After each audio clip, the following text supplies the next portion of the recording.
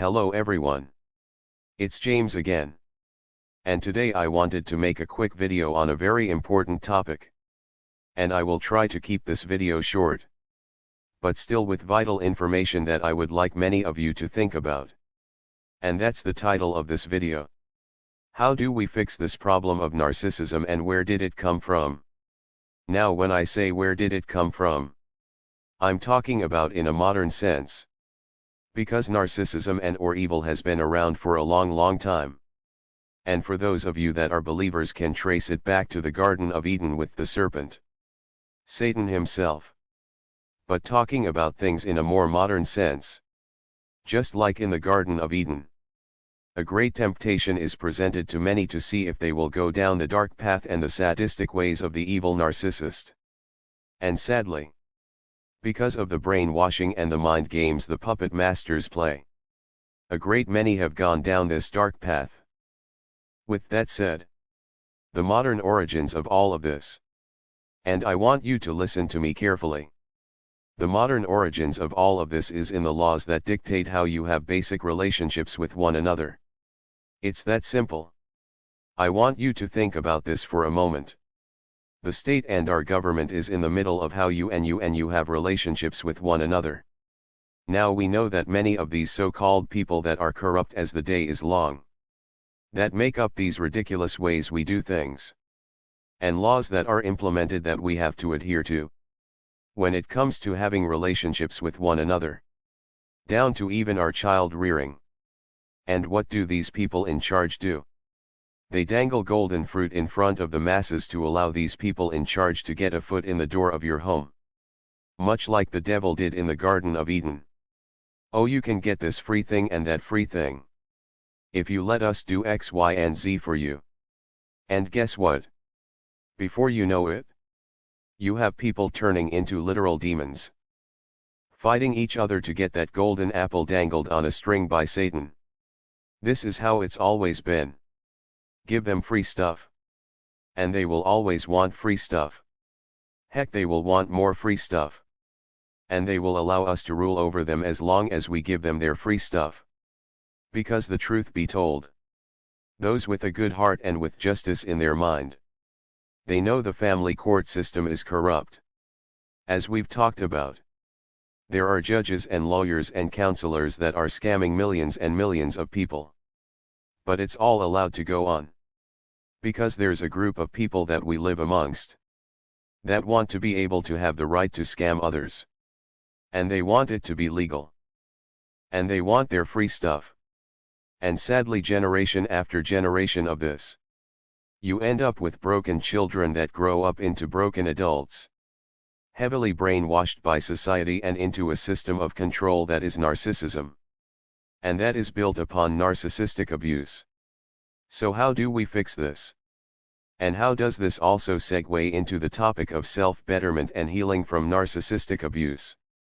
Well, you see, I hear many people talking about, you need to learn to be alone. And even I believe this is important to do within regards to self-betterment and healing from narcissistic abuse. Regardless if you were raised by a narcissist or if you dated or married a narcissist, or all three. Learning to love yourself and being okay with being alone will make you less of a target for the narcissists out there. Because you won't be willing to attach to the first person that shows interest in you, like many of us once did, which led us down a dark road of narcissistic abuse. But keeping all that in mind, we as people weren't meant to be alone. And this isolation we are in, yes, we can see it as God getting all the good people on one side, and putting the evil on another side. And for those of you that are believers, and I'm one of them, I do believe this is happening. But the Bible also lets us know that when a good man and good woman find each other, it's an extremely good thing. You see, there are some in the narcissistic abuse community, where I've seen where a good man and woman met, and made it work. A case in point, Ollie Matthews. I know I mentioned him yesterday, and gave him a shout out. But I will mention him here today and give him another shout out. Ollie came from a horrible, and I do mean horribly narcissistically abusive home. And the woman that he's with. And I'm not sure if they are married or not. But they've been together for a long while now. And she too came from what appears to be a narcissistically abusive home. And they both appear to be on a healthy path of self-betterment. And they both have each other. They both have each other. Look folks. Life is hard. And when you are with someone that cares about you and you care about them, the burden is lessened.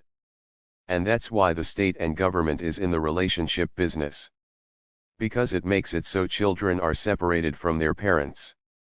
So they can be indoctrinated how to think what the government and state wants them to think.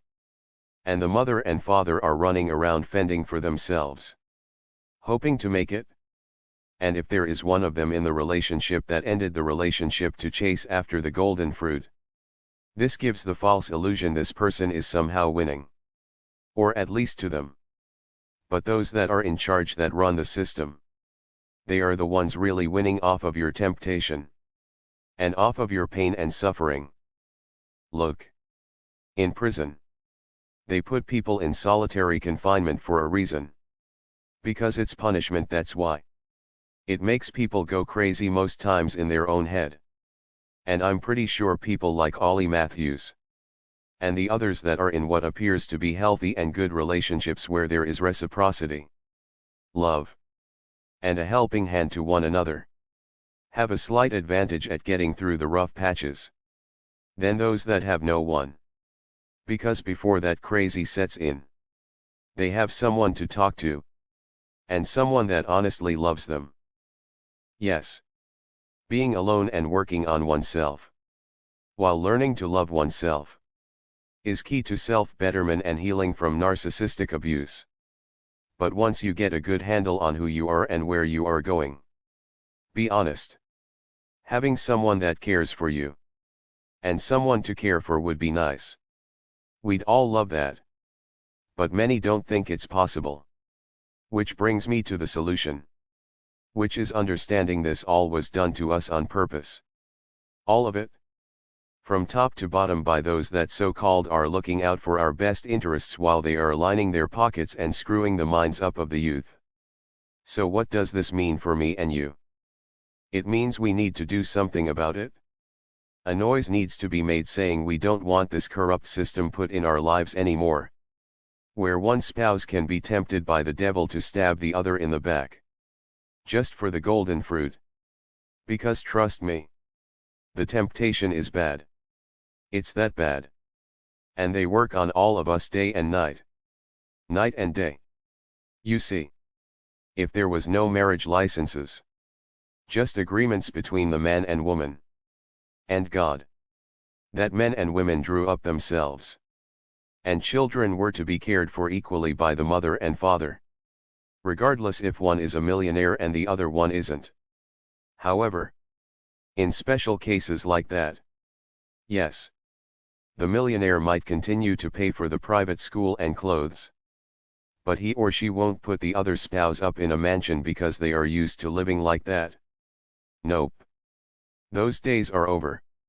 If you remove the state and government out of the affairs and personal relationships of every man and woman, and you got rid of a system that allows children to be used as money bags and pawns in a sick game, you will see narcissists run. I mean literally run from these relationships. Because the narcissist in these instances will default on their parenting responsibilities 100% of the time. Because right now, the only reason why narcissists pretend to be a good parent in these breakups is because they think they are going to cash in. But watch what happens when the narcissist can't cash in and has to share the same responsibility as the other parent. They all of a sudden won't have time to be with their child. They will default on their financial responsibilities. And in those cases, after all steps have been gone through, without court, without paying a bunch of money through the nose, if after all of that, and the narcissist isn't doing their part, one parent can take the other parent as a last and final resort to court. And they can represent themselves. Because it should be simple. The law shouldn't be volumes thick. You show up with your proof. The narcissist parent isn't being a responsible parent. And in these instances sole custody will happen. And a reasonable amount of support is ordered. Not solely based on a person's income, but on the needs of the child. Again, no more of this using children as money bags. And the amount given is so reasonable. No one can see it as a come up. Or a get-rich plan. And guess what would happen? Narcissists will start to run from these relationships. They will run. Because there will be nothing for them to gain. Nothing. Yes. They might get some short-term narcissistic supply. But if more people are woke to narcissism and narcissistic abuse, and the laws are out of your way and allow you to have a relationship naturally and normally with someone, and the law only is there to be used in extreme cases, it will be easier for any man or woman to see they are being narcissistically abused. But most importantly, they will see they have help. They will see there is a positive option for themselves and their children. And the lying, cheating narcissists, they will shrink and shrink and shrink in numbers in our society. Because right now everything caters to the narcissist, and it allows this narcissism to spread and infect the minds of those that may not be a narcissist. And before you know it, they are going down the dark path of evil. But in order to make a change, you have to make a change. You know what I mean. Because narcissists and the devil depends on and hopes for our laziness. But if we stand up and say, do away with this marriage license, and then work on family court, it's game over for these demons. Because you will have a chance to have a family and not be scared to do so. Isn't that something? Think about it. We are at a time in history where people are literally scared to have children. Because they don't want the children used against them. And their lives financially and emotionally ruined. I know.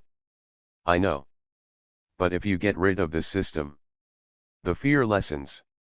Because you know you can protect yourself. If you do by accident end up with a narcissist, and leaving such a demon won't destroy your life in the process. It will be easy to do so. Because when two good people have a family together, there's always going to be that devil wanting you to do wrong. But if you get rid of this system, that fake golden fruit won't be there. For such a couple to chase in hopes they can have something better by throwing away the current family that God has given them. And in that, people see that leaving someone good isn't worth it. And working on whatever problems one has in such a relationships would start to take place. Again, life is hard. And when you have someone good to go through life with, it does lessen the burden. The only thing that is standing in our way of having that is the crooked system that is in place. And us getting up to change and or remove it. Well, that's all I have for now. I hope everyone had a blessed day. Thanks for your subscription. And a special thanks to those that are supporting by the way of Patreon. I do appreciate it from the bottom of my cartoon heart. I really mean that. With that said, let's continue to pray for wisdom. Let's continue to pray for strength. And let's continue to pray for courage. And until next time, bye for now. And be good to yourself.